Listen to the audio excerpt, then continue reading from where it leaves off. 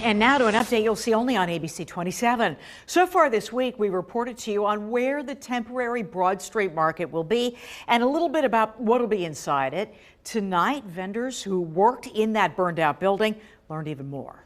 What do they think of the plans? Seth Kaplan is live outside the market with those answers and more. Seth. Alicia and Valerie, we were the only news team here when vendors gathered at the stone building behind me here to hear about the city's plans for the temporary market.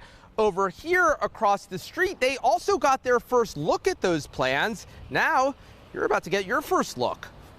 All of us were just hoping to stay somewhere where the community had easy access to the vendors. Donnie Farner of the Doggy Delights Biscuit Bakery. This is what it looks like now. Not the only vendor in there who worried about initial thoughts of temporarily relocating the market outside Midtown. So we listened to them. Dr. John Cegilski, the market's chairman. It's their livelihood, and for them telling us they did not want to go. Telling them now not just where it'll be on this lot at 3rd and Verbeck across from the Stone building, but what it'll look like. This is going to be a professional looking tent with lockable doors and flooring, HVAC, electric, water available for everyone to use. What we're doing right now is seeing which vendors are interested. They have until the end of the week to tell the city. Early August to mid-August, we're hoping this is up and running. That is a very aggressive timeline, but it's necessary. Amid these newest looks by ABC 27 cameras at the devastation inside the 160-year-old market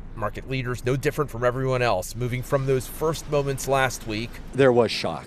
There was total shock. To this. Now the spirit is very optimistic, and it is looking forward to seeing what we can do to ensure that the market stays and continues to thrive. From what we saw today, the plans for the temporary permanent structure are wonderful, and we're so happy to be actually right here.